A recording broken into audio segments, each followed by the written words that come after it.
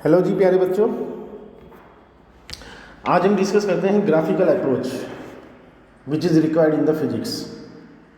मतलब फिजिक्स में कुछ पर्टिकुलर ग्राफ्स हैं जो अपने बहुत काम आते हैं। उस ग्राफिकल अप्रोच को अपन समझना चाहते हैं, तो आपका अपना जो आज का वीडियो है वो ग्राफिकल अप्रोच से ही रिलेटेड है।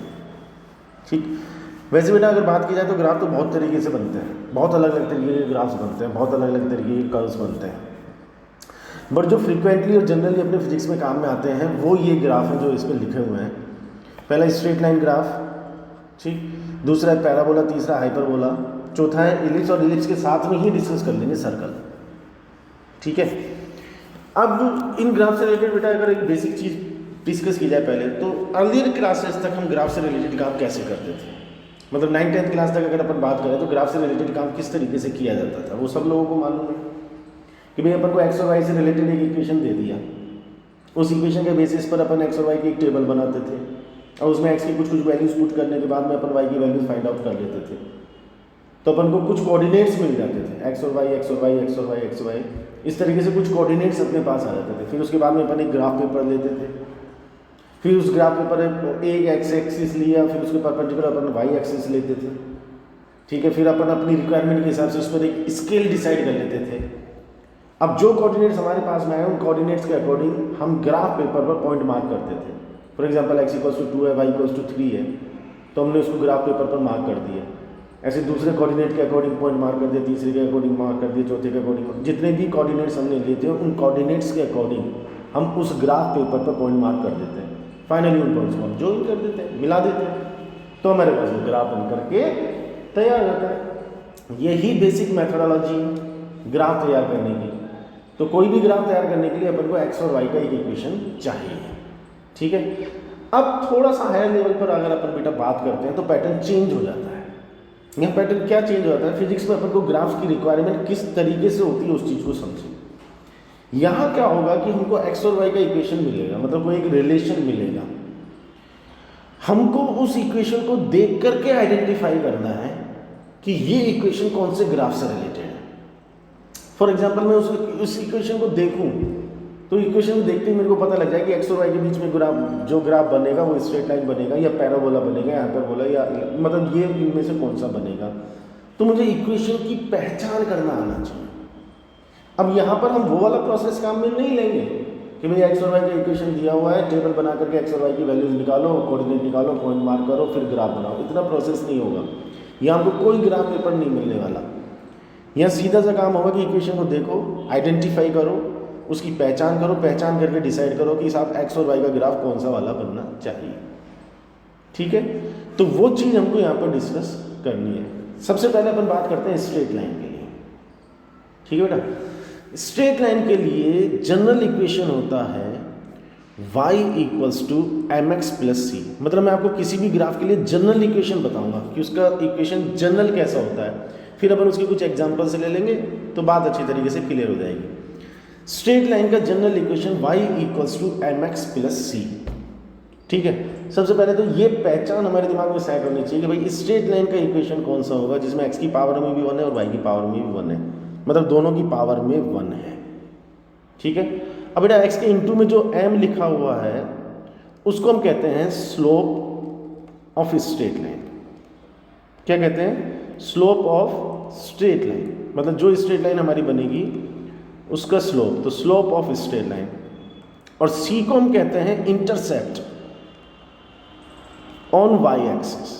अभी इनका मीनिंग भी समझाऊंगा मैं आपको क्या है। पहले तो नाम याद रखो कि m का मतलब हो गया स्लोप और c का मतलब हो गया इंटरसेप्ट।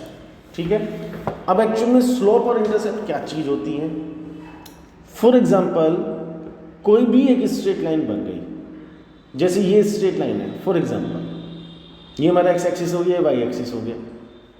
ठीक है, अब मैंने कहा कि मुझे इस स्ट्रेट लाइन का स्लोप चाहिए, तो स्लोप का मतलब क्या हुआ बेटा कि हमारी स्ट्रेट लाइन एक्स एक्सिस के साथ में जो एंगल बना रही है, पॉजिटिव एक्स एक्सिस के साथ में, पॉइंट टू बी नोटेड कि पॉजिटिव एक्स एक्सिस के साथ में जो एंगल बना रही है उसको थीटा कह दिया जाए। तो पॉजिटिव के साथ में ये एंगल आ गया थीटा।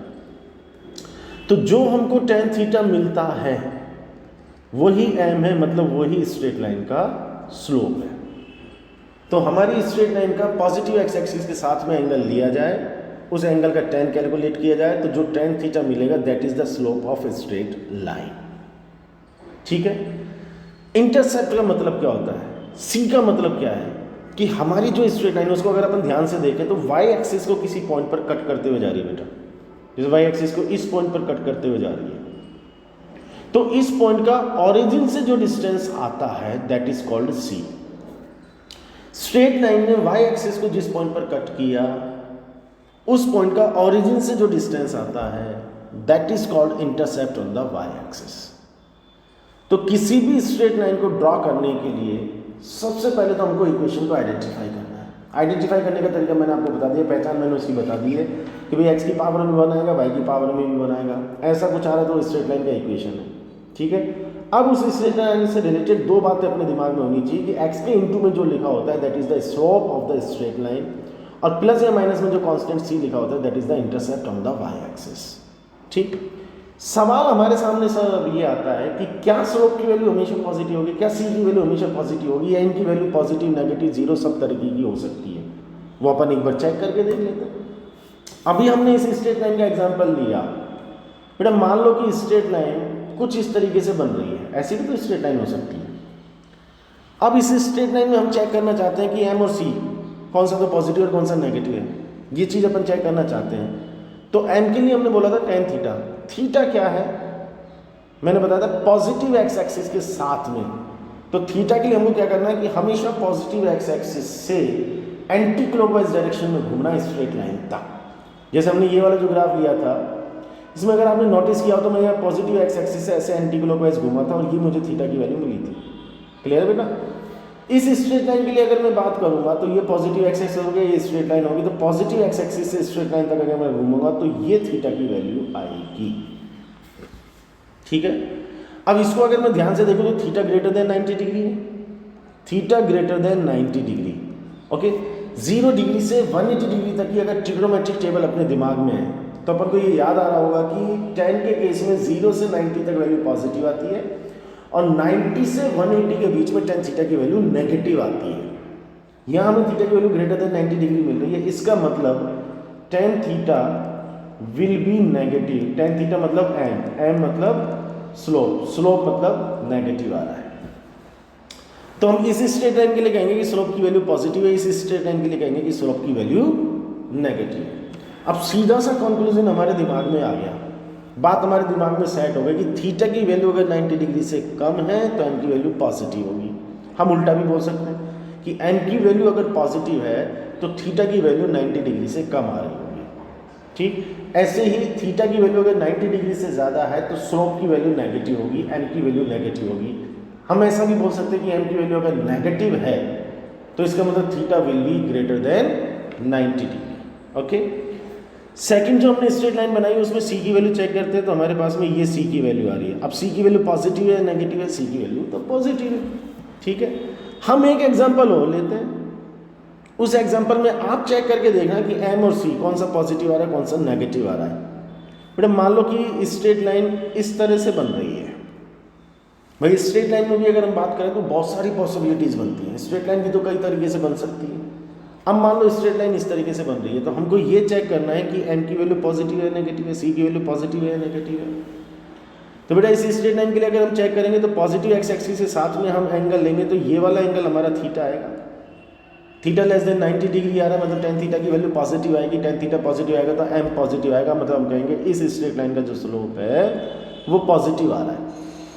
c के लिए अगर हम बात करेंगे तो ओरिजिन से ये वाला डिस्टेंस आ गया हमारे पास में, ये हमारे पास में c हो गया। अब c की वैल्यू आप ऊपर की तरफ मेजर कर रहे हो या नीचे की तरफ मेजर कर रहे हो? ओरिजिन से नीचे जाने का मतलब हुआ माइनस वाई एक्सिस, ऊपर जाने का मतलब हुआ प्लस वाई एक्सिस। तो c की वैल्यू कैसी आएगी बेटा? c की वैल्यू आएगी नेगेटिव। ठीक, तो सीधा सा यहाँ भी एक कंक्लूजन हमारे दिमाग में सेट हो गया कि साहब स्ट्रेट लाइन अगर ओरिजिन से ऊपर वाई एक्सिस को कट करते हुए जा रही है तो c की वैल्यू पॉजिटिव आएगी और नीचे कट करते हुए अगर जा रही है तो c की वैल्यू नेगेटिव आएगी। यहाँ से अपन एक बात और कर सकते हैं कि अगर हमारी स्ट्रेट लाइन ओरिजिन से पास हो रही हो, ओरिजिन मतलब मूल बिंदु से अगर हमारी स्ट्रेट लाइन पास हो रही हो तो c की वैल्यू कैसी आएगी? 0 आएगी। ठीक, तो c के लिए बात हमको क्लियर हो गई, भाई c पॉजिटिव है तो स्ट्रेट लाइन को ऊपर से पास होना है, c अगर नेगेटिव है तो नीचे से पास होना है और c की वैल्यू अगर 0 है तो ओरिजिन से पास होना है। एन की वैल्यू हमको चीज़ क्लियर हो गई है कि एन की वैल्यू अगर पॉजिटिव है तो थीटा को 90 डिग्री से कम रख लो, एन की वैल्यू अगर नेगेटिव है तो थीटा को 90 डिग्री से ज़्यादा रख लो। ठीक, मान लो एक एग्जांपल और हम लेते हैं कि हमारे पास में ये एक्स हो गया, ये वाई हो गया, हमारी स्ट्रेट लाइन कुछ इस तरीके से आ रही है, that is parallel to the x axis. अगर हमारी स्ट्रेट लाइन एक्स एक्सिस के पैरेलल आ रही है तो अब इसमें एम और सी को चेक करके बताना है पॉजिटिव नेगेटिव जीरो क्या आ रहा है। एम की बेटा अगर हम बात करेंगे तो ये स्ट्रेट लाइन एक्स के पैरेलल आ रही है, तो स्ट्रेट लाइन का एक्स के साथ में एंगल कितना आ जाएगा 0 डिग्री, और 0 डिग्री आ जाएगा तो टेन थीटा की वैल्यू कितनी आ जाएगी 0, मतलब एम की वैल्यू कितनी आ जाएगी 0। तो m इक्वल्स टू 0 का मतलब straight line is parallel to the x axis. उल्टा बोल सकते हो कि अगर स्ट्रेट लाइन एक्स एक्सिस के पैरेलल है तो इसका मतलब m की वैल्यू 0 आएगी। c की अगर हम बात करेंगे तो स्ट्रेट लाइन यहाँ पर कट करते हुए जा रही है तो ये c की वैल्यू पॉजिटिव आ गई। ठीक है, इसी तरह से फिर एक एग्जांपल और लेता हूँ कि ये हमारा एक्स एक्सिस हो गया, हमारा वाई एक्सिस हो गया। मान लो स्ट्रेट लाइन वाई एक्सिस के पैरेलल है। अब वाई के अगर पैरेलल है तो थीटा चेक करके बताओ कितना। स्ट्रेट लाइन वाई के पैरेलल आ गई तो एक्स के साथ में उसका एंगल आ गया theta equals to 90 degree. Tan 90 degree अगर मैं कैलकुलेट करूंगा तो इनफाइनाइट आएगा, मतलब एम की वैल्यू इनफाइनाइट आएगी, स्लोप इनफाइनाइट आएगा।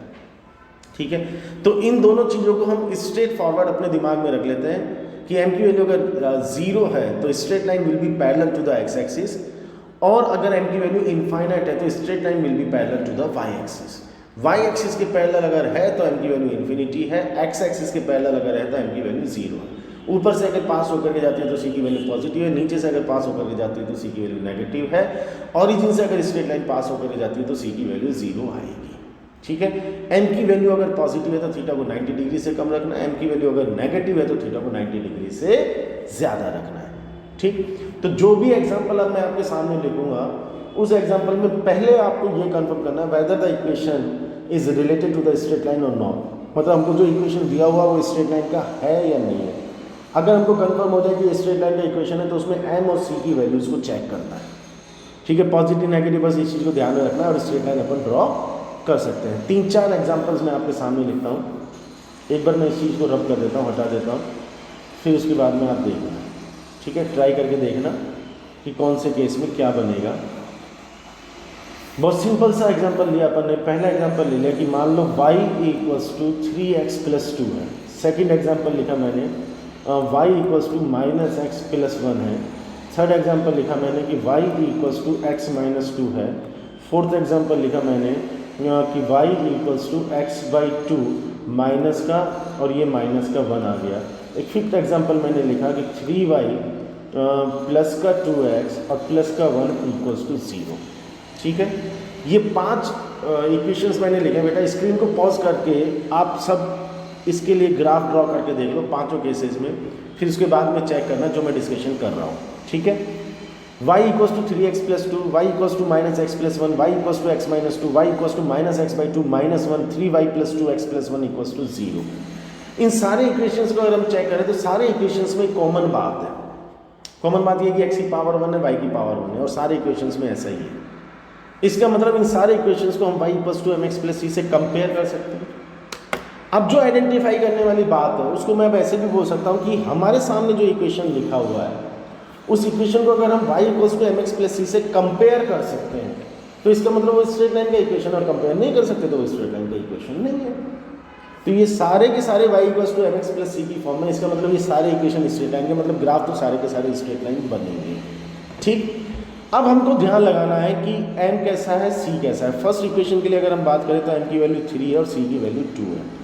सेकंड इक्वेशन के लिए अगर हम बात करेंगे तो m की वैल्यू -1 है, चेक करते हुए चलना, c की वैल्यू 1 है। थर्ड इक्वेशन के लिए बात करेंगे तो m की वैल्यू 1 है और c की वैल्यू -2 है। फोर्थ इक्वेशन में अगर बात करेंगे तो m की वैल्यू -1/2 है और c की वैल्यू -1 है। फिफ्थ इक्वेशन में पहले थोड़ा सा काम करना पड़ेगा। ये जो इक्वेशन हमारे सामने लिखा हुआ है पहले इसको y = mx+c की फॉर्म में लाना है। तो हम इसको लिखेंगे 3y = -2x-1, और लिखेंगे y = -2/3 × x माइनस का 1/3। अब इसको y = mx+c से हम कंपेयर करेंगे तो m की वैल्यू -2/3 है और c की वैल्यू -1/3 है। ठीक, m के पॉजिटिव नेगेटिव, c के पॉजिटिव नेगेटिव, इस चीज़ का अपन को पता लग गया। तो अब पांचों केसेस में अपन ग्राफ बना करके देख लेते हैं। जैसे फर्स्ट के लिए अगर हम बात करें तो हमें m की वैल्यू पॉजिटिव मतलब थीटा को 90 डिग्री से कम रखना है, और c की वैल्यू पॉजिटिव मतलब ऊपर से पास होना है। तो 90 डिग्री से कम रखते हुए ऊपर से पास करना है। ये स्ट्रेट लाइन बन जाएगा। क्लियर। सेकंड में बात करेंगे तो एम की वैल्यू नेगेटिव मतलब थीटा को 90 डिग्री से ज़्यादा रखना है, और सी की वैल्यू पॉजिटिव मतलब ऊपर से पास करना है। तो 90 डिग्री से ज़्यादा रखो, ऊपर से पास करो, ये स्ट्रेट लाइन बन जाएगा। क्लियर है बेटा। थर्ड इक्वेशन में अगर बात करेंगे तो एम की वैल्यू पॉजिटिव है, सी की वैल्यू नेगेटिव है। एम पॉजिटिव है तो स्ट्रेट लाइन को ऐसे पास करना है कि थीटा की वैल्यू 90 डिग्री से कम आए, और सी की वैल्यू नेगेटिव है तो उसको नीचे से पास होना है, यहाँ कहीं से पास होए, और थीटा की वैल्यू 90 डिग्री से कम। यहाँ थीटा लेस देन 90 डिग्री हो गया। सेकंड में अगर हम बात करेंगे तो थीटा ग्रेटर देन 90 डिग्री हो गया। फर्स्ट में अगर हम बात करेंगे तो थीटा लेस देन 90 डिग्री हो गया। ठीक। फोर्थ इक्वेशन की बेटा अगर बात करेंगे तो एम की वैल्यू नेगेटिव, सी की वैल्यू नेगेटिव। एम नेगेटिव मतलब थीटा को 90 डिग्री से ज़्यादा रखना है। सी नेगेटिव, नेगेटिव मतलब कहाँ से पास करना है, नीचे से पास करना है। 90 डिग्री से ज़्यादा रखते हुए नीचे से पास कर लो। अब इसमें अगर अपन चेक करके देखें तो थीटा ग्रेटर देन 90 डिग्री आ गया, सी की वैल्यू हमारे पास में यहाँ पर नेगेटिव आ गई। इस केस में बात करेंगे तो सी की वैल्यू पॉजिटिव आ गई। इस केस में बात करेंगे तो सी की वैल्यू पॉजिटिव आ गई। इस केस में बात करेंगे तो सी की वैल्यू नेगेटिव आ गई। यहाँ तक की कहानी हमको क्लियर है। 4 केसेज हमारे हो गए। 5वें केस में बात करेंगे तो एम की वैल्यू नेगेटिव, सी की वैल्यू नेगेटिव हो गया काम। एम की वैल्यू नेगेटिव यहाँ ड्रॉ कर देता हूँ छोटा सा कि एम की वैल्यू नेगेटिव मतलब 90 डिग्री से ज़्यादा रखना है, सी नेगेटिव मतलब नीचे से पास करना है। लो जी, इस तरीके का दैट्स ऑल। अभी 2-3 एग्जाम्पल और लूँगा इसमें, स्पेसिफिक एग्जाम्पल है, ये जनरल एग्जाम्पल्स लिए हैं। होपफुली ये बात समझ में आ गई होगी। ठीक है। अब इसमें मान लो इक्वेशन हमको कुछ इस तरीके से मिल जाए, ठीक है, उनका थोड़ा सा ध्यान से काम करना पड़ेगा हमको, कि हमने लिख दिया कि y इक्वल्स टू मान लो 3 है, या x माइनस 5 इक्वल्स टू 0 है। अब इस केस में सोचो और इस केस में सोचो, ग्राफ क्या बनेगा। थोड़ा सा आपको कॉमन सेंस भी लगाना पड़ेगा। हमने कहा कि हमारे सामने जो इक्वेशन लिखा हुआ है उसको अगर हम y equals to mx plus c से कंपेयर कर सकते हैं तो स्ट्रेट लाइन का इक्वेशन है। ठीक है। इसको अपन वैसे कॉमन सेंस से भी बता सकते हैं और कंपेयर करके भी बता सकते हैं। y इक्वल्स टू 3, क्या ये y equals to mx plus c की फॉर्म में है? थोड़ा अगर मैं ध्यान से देखूँ तो बेटा मैं इसको ऐसे लिख सकता हूँ कि y equals to 0 into x और प्लस में 3। अगर मैं इस इक्वेशन को सजा करके इस तरह से लिखूँ कि y equals to 0 into x plus में 3 है, तो क्या ये y equals to mx plus c की फॉर्म हो गई? अब अगर हम देखें तो m की वैल्यू 0 हो गई और c की वैल्यू 3 हो गई। m0 का मतलब straight line is parallel to x axis, पहले डिस्कस कर चुके हैं अपन। तो m0 तो x एक्सिस के पैरेलल आ रहा है, c की वैल्यू पॉजिटिव है, इसका मतलब यहाँ कहीं से, तो ये c की वैल्यू 3 आ गई, तो ये स्ट्रेट लाइन x के पैरेलल इस तरह से आ जाएगी। इसको हम वैसे भी ड्रॉ कर सकते थे कि y इक्वल्स टू 3 है। अब y इक्वल्स टू 3 का मतलब हुआ कि y is not depending on x, मतलब y की वैल्यू x पर डिपेंड ही नहीं है। तो मैं क्या कहूँगा कि अगर x की वैल्यू 0 ली जाए तो y की वैल्यू 3 है, x की वैल्यू अगर 1 ली जाए तो y की वैल्यू 3 है, x की वैल्यू अगर 2 ली जाए तो y की वैल्यू 3 है, x की वैल्यू कुछ भी ली जाए तो y की वैल्यू 3 है। अब इसके बेसिस पर अगर आप पॉइंट मार्क करोगे तो ये पॉइंट आएगा, ये पॉइंट आएगा, ये पॉइंट आएगा, ये पॉइंट आएगा, x की वैल्यूज चेंज कर रहे हो, y तो 3 3 3 3 3, तो सारे पॉइंट्स जो आएंगे वो कुछ इसी तरह से आएंगे, तो हमारी जो स्ट्रेट लाइन है वो एक्स के पैरेलल आएंगे। अब इसमें आप चेक करके देख लो क्या हर एक पॉइंट के लिए y इक्वल्स टू 3 है या नहीं है। हर पॉइंट के लिए y इक्वल्स टू 3 है। ये कितना है? 3 है। ये y इक्वल्स टू कितना है? 3 है। ये कितना है? y equals to 3। ये कितना है? y equals to 3। और आगे भी अगर हम जाएंगे तो कितना है? y इक्वल्स टू 3 है। तो इस तरह से हम x माइनस 5 इक्वल्स टू 0 को भी चेक कर सकते हैं कि इसको लिखा हमने x इक्वल्स टू 5। अब ये क्या x इक्वल्स टू 5, ठीक है। तो x इक्वल्स टू 5 का मतलब सोचो जैसे हमने y को कांस्टेंट किया था, अब x को कांस्टेंट कर दो। मान लो यहाँ पर x इक्वल्स टू 5 है, तो x इक्वल्स टू 5 के लिए ये स्ट्रेट लाइन आएगी या नहीं आएगी? यहाँ चेक कर लो, x equals to 5, x equals to 5, x equals to 5, ठीक। तो बेटा y अगर कांस्टेंट है तो straight line will be parallel to the x axis. अगर y कांस्टेंट है तो straight line will be parallel to the x axis, और अगर x कांस्टेंट है तो straight line will be parallel to the y axis. I hope यहाँ तक बात समझ में आ रही होगी। तो x अगर कांस्टेंट है तो स्ट्रेट लाइन को y के पैरेलल बना दो, y अगर कांस्टेंट है तो x के पैरेलल बना दो, और बाकी m के पॉजिटिव नेगेटिव, c के पॉजिटिव नेगेटिव, ये सारी कहानी अपन ने समझ ली। तो इस तरह से हम straight line graph direct equation को देख करके ड्रॉ कर सकते हैं, ठीक। इसके बाद में बेटा जो अपना सेकेंड ग्राफ आता है वो आता है पैराबोला, ठीक है। अब पैराबोलिक शेप ऐसी है जो शायद बहुत सारे बच्चे तो जानते नहीं होंगे कि पैराबोला एक्चुअल में दिखने में किस तरीके का होता है। तो पहले तो मैं आपको बता दूं कि पैराबोला एक्चुअल में शेप किस तरीके की होती है, ठीक है। ये हमने कहा कि हमारा प्लस एक्स हो गया, ये हमारा माइनस एक्स हो गया, हमारा प्लस वाई हो गया, ये हमारा माइनस वाई हो गया। तो पैराबोला कुछ इस तरह का होता है, यू शेप का, कुछ इस तरह से ना, सिमेट्रिक। अब इसी को अगर हम उल्टा कर दें एकदम, तो वो ऐसे नीचे चला जाता है। फिर थोड़ा सा 90 डिग्री पर राइट साइड में घुमा दें, तो अब ये घूम करके कुछ इस तरह से सी शेप का सा बन जाता है। और 90 डिग्री पर इधर लेफ्ट साइड में घुमा देंगे, तो ये घूम करके कुछ सी शेप का, ये ओरिजिन से पास होता हुआ, ये ओरिजिन से पास हो रहे सारे ये बन सकते हैं। कहने का मतलब ये हो कि पैराबोलिक शेप तो एक ही है, अब आप उसको अलग अलग तरीके से रख रहे हो, प्रेजेंट करने का तरीका अलग हो गया। तो हम कहते हैं कि पैराबोला 4 तरीके से बन सकता है। जैसे ये ऊपर जो हमने पहले बनाया इसको नंबर 1 कह दो, इसके जस्ट अपोजिट जो नीचे की तरफ हमने बनाया 2 कह दो, राइट में जो बनाया उसको 3 कह दो, और लेफ्ट में जो बनाया उसको 4 कह दो। तो शेप वही है, लेकिन 4 तरीके से पैराबोला बन सकता है। तो जैसे हमने स्ट्रेट लाइन के जनरल इक्वेशन की बात की थी, ऐसे पैराबोला के लिए जनरल इक्वेशन की बात करेंगे। और यहाँ पर जनरल इक्वेशन आएंगी बेटा 2।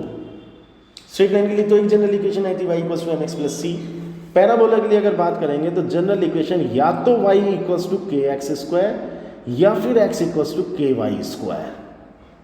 ठीक है, पहचान बहुत सिंपल सी है कि भाई y की पावर में अगर 1 है तो x की पावर में 2 आएगा, और अगर x की पावर में 1 है तो y की पावर में 2 आएगा।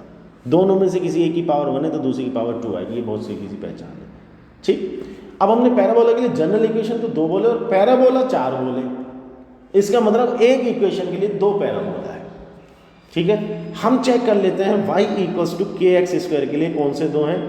तो आपको अपने आप पता लग जाएगा कि x = ky² के लिए बचे हुए 2 हैं। अब y = kx² के लिए अगर हम बात करें तो k कांस्टेंट है, सारी कहानी इस कांस्टेंट पर डिपेंड है। अब ये जो कांस्टेंट है ये पॉजिटिव भी हो सकता है और नेगेटिव भी हो सकता है।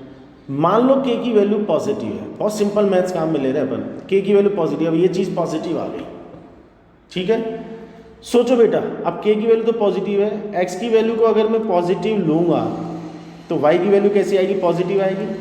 आप सोचो, x की वैल्यू पॉजिटिव लेंगे, स्क्वायर करेंगे पॉजिटिव आएगा, k की वैल्यू भी पॉजिटिव है, पॉजिटिव को मल्टीप्लाई करेंगे तो y की वैल्यू भी पॉजिटिव आ जाएगी। और अगर हम इसमें x की वैल्यू को नेगेटिव ले लें, x की वैल्यू को अगर नेगेटिव ले लें तो y कैसा आएगा, k तो पॉजिटिव है, x को अगर हम नेगेटिव लिया और उसका स्क्वायर किया तो वो फिर पॉजिटिव बन गया, तो y की वैल्यू फिर भी पॉजिटिव रहेगी। डायरेक्टली मैं ऐसा कह सकता हूँ कि भाई k का जैसा साइन होगा y का वैसा ही साइन आएगा। x की वैल्यू पॉजिटिव नेगेटिव दोनों तरह की आ सकती है, क्योंकि x का तो स्क्वायर हो रहा है तो वो तो पॉजिटिव आना ही आना है। तो y का साइन कैसा आएगा, जैसा k का साइन होगा। अब इस चीज़ को चारों पैराबोला में ढूंढने की कोशिश करो कि कौन से पैराबोला में ये चीज़ देखने को मिल रही है। हम कह रहे हैं कि x तो पॉजिटिव और नेगेटिव दोनों उतरेगा, लेकिन y की वैल्यू केवल पॉजिटिव आ रही है। y केवल पॉजिटिव चाहिए, x पॉजिटिव और नेगेटिव दोनों उतरेगा। कौन से पैराबोला में अपन को ये हालात दिखाई दे रहे हैं जिसमें x के कोऑर्डिनेट पॉजिटिव और नेगेटिव दोनों है और y के कोऑर्डिनेट केवल पॉजिटिव है। नंबर 1 में तो हम कहेंगे इस सिचुएशन में नंबर 1 पैराबोला बना। ठीक, इसी में दूसरा केस हम लेंगे, भाई k की वैल्यू अगर नेगेटिव है, अब चेक करना आपकी x की वैल्यू को अगर पॉजिटिव लेंगे तो y की वैल्यू नेगेटिव आएगी या नहीं आएगी, और x की वैल्यू को अगर नेगेटिव लेंगे तो भी y की वैल्यू नेगेटिव आएगी। आप चेक करके देखो, x पॉजिटिव नेगेटिव दोनों मिलना चाहिए और y की वैल्यू केवल नेगेटिव मिलनी चाहिए। y की value negative negative negative, number 2 आ गया भाई। तो इस केस में आ गया नंबर 2। ठीक, अब यहाँ तक का हमारा कंक्लूजन क्या है कि अगर इक्वेशन y = kx² टाइप की है, मतलब y की पावर 1 है और x की पावर 2 है, इस टाइप का अगर इक्वेशन है तो ऊपर या नीचे वाला पैराबोला बनेगा। उसमें k की वैल्यू अगर पॉजिटिव है तो ऊपर वाला बनेगा, k की वैल्यू अगर नेगेटिव है तो नीचे वाला बनेगा। ठीक, ऐसे ही फटाफट से हम x = ky² के लिए चेक कर लेते हैं कि भाई k की वैल्यू पॉजिटिव ली जाए तो, और k की वैल्यू अगर नेगेटिव ली जाए तो। अब सीधा हम बोल देते हैं कि साहब k की वैल्यू अगर पॉजिटिव तो x की वैल्यू पॉजिटिव ही आएगी, और k की वैल्यू अगर नेगेटिव है तो x की वैल्यू नेगेटिव ही आएगी। ये वाला चेक कर लो कि x की वैल्यू पॉजिटिव है और y पॉजिटिव नेगेटिव दोनों है। y की वैल्यू पॉजिटिव नेगेटिव दोनों, मतलब y ऊपर नीचे है और x की वैल्यू पॉजिटिव, तो नंबर 3 आ गया। तो इसका मतलब यहाँ पर कैसा बनेगा बेटा, नंबर 3। और ऐसे ही इसमें चेक कर लो ये कैसा बनेगा, नंबर। इतना दिमाग तो आप खुद भी लगा सकते हो। कंक्लूजन क्या मिला कि x = ky² टाइप का इक्वेशन है, मतलब x की पावर 1 है, y की पावर 2 है। उसमें अगर k की वैल्यू पॉजिटिव है तो नंबर 3 बनेगा, और k की वैल्यू अगर नेगेटिव है तो नंबर 4 बनेगा। ठीक, इस पूरे डिस्कशन का फाइनल कंक्लूजन क्या है पैराबोला के लिए कि पैराबोला के दो जनरल इक्वेशन है, y equals to k x square या x equals to k y square. y equals to k x square के लिए ऊपर या नीचे वाला, x equals to k y square के लिए राइट वाला और लेफ्ट वाला। y equals to k x square में k की वैल्यू अगर पॉजिटिव है तो ऊपर वाला, नेगेटिव है तो नीचे वाला। x equals to k y square में k की वैल्यू पॉजिटिव है तो राइट वाला, k की वैल्यू अगर नेगेटिव है तो लेफ्ट वाला। लो जी, ये पैराबोला वाली कहानी हमारी क्लियर हो गई। 3-4 एग्जाम्पल अपन पैराबोला के ले लेते हैं, बना करके देख लेते हैं, कोई टेंशन नहीं है। चलो जी, 3-4 इक्वेशंस हमने ले लिए। मान लो मैंने कहा कि y equals to 4x square है, अभी बोला x minus y square equals to 0 है। अभी मैंने बोला कि x square plus 2y equals to 0 है। अभी मैंने बोला कि x माइनस का x और माइनस का 2y स्क्वायर इक्वल्स टू 0 है। ये ले लिया हमने 4। ये 4 इक्वेशंस आप नोट करके स्क्रीन को पॉज करके पहले अपनी तरफ से बनाओ, फिर उसके बाद में सॉल्यूशंस को चेक करना। y equals to 4x square, ये इस कैटेगरी का है, इस कैटेगरी का है तो ऊपर या नीचे वाला बनेगा। k की वैल्यू पॉजिटिव है, k की वैल्यू पॉजिटिव तो नंबर 1 बनेगा। x equals x minus y square equals to 0 की बात करें तो इसको x equals to y square बोल देंगे, तो ये इस वाली कैटेगरी का है। इसमें k की वैल्यू 1 आ रही है, मतलब पॉजिटिव आ रही है, पॉजिटिव आ रही है तो नंबर 3 बनेगा। क्या मेरी बात यहाँ तक समझ में आ रही है? अच्छी तरह से देखते हुए चलना, कोई प्रॉब्लम हो तो रिवाइंड कर लेना चीज़ों को। X square plus 2y equals to 0, जिसकी पावर 1 है उसको लेफ्ट में रख लो, जिसकी पावर में 2 है उसको राइट में ले जाओ। हमने लिख दिया y इक्वल्स टू माइनस का एक्स स्क्वायर बाई 2। ये y equals to k x square type का होगा जिसमें k की वैल्यू नेगेटिव आ रही है, k की वैल्यू नेगेटिव आ रही है तो नीचे वाला बन जाएगा। बोलो हाँ या ना। फिर यहाँ पर लिखते हैं minus x minus 2y square equals to 0, x equals to minus का 2y square, x equals to k y square type का हो गया जिसमें k की वैल्यू नेगेटिव है, k की वैल्यू नेगेटिव है तो इसका मतलब कौन सा बनेगा भाई? 3 या 4 बनता, k की वैल्यू नेगेटिव है तो 4 बनेगा, तो ये वाला पैराबोला आ जाएगा। बोलो बात क्लियर 100% तरीके से। अभी इस वीडियो में अपन ये 2 ही डिस्कस करेंगे, पूरा सारा सब कुछ मैं एक साथ नहीं दूंगा आपको मसाला, नहीं तो फिर आपको कहीं ना कहीं लोड आ जाएगा चीज़ का। स्ट्रेट लाइन हमने डिस्कस किया था, general equation y equals to mx plus C, m का मतलब स्लोप है, c का मतलब इंटरसेप्ट है। m पॉजिटिव है तो थीटा को 90 से कम रखना है, नेगेटिव है तो 90 से ज़्यादा रखना है। c पॉजिटिव है तो ऊपर से पास करना है, नेगेटिव है तो नीचे से पास करना है, 0 है तो ओरिजिन से पास करना है। पैराबोला में general equation y equals to k x square या x equals to k y square. y equals to k x square के लिए ऊपर या नीचे वाला, k पॉजिटिव है तो ऊपर वाला, नेगेटिव है तो नीचे वाला। x equals to k y square में राइट वाला लेफ्ट वाला, k अगर पॉजिटिव है तो राइट वाला, नेगेटिव है तो लेफ्ट वाला। खत्म, यही तो हमारा कंक्लूजन है। अब इक्वेशन को पहचानो, पहचान करके स्ट्रेट लाइन बनना है या पैराबोला बनना है, पहले वो डिसाइड करो, फिर उसके बाद में कौन सा वाला बनना है, कैसे बनना है, वो आप चीज़ को समझ गए। जहाँ प्रॉब्लम हो वहाँ चीज़ों को रिपीट करके एक बार देख लेना। बाकी के जो हाइपरबोला और इलिप्स हैं वो नेक्स्ट वीडियो में मैं आपको प्रोवाइड कराता हूँ, ठीक है? तो इसको ध्यान से देखो, आनंद करो, पढ़ाई करो, फिर नेक्स्ट वीडियो में जल्दी ही आपसे मुलाकात करते हैं। Thank you very much, take care.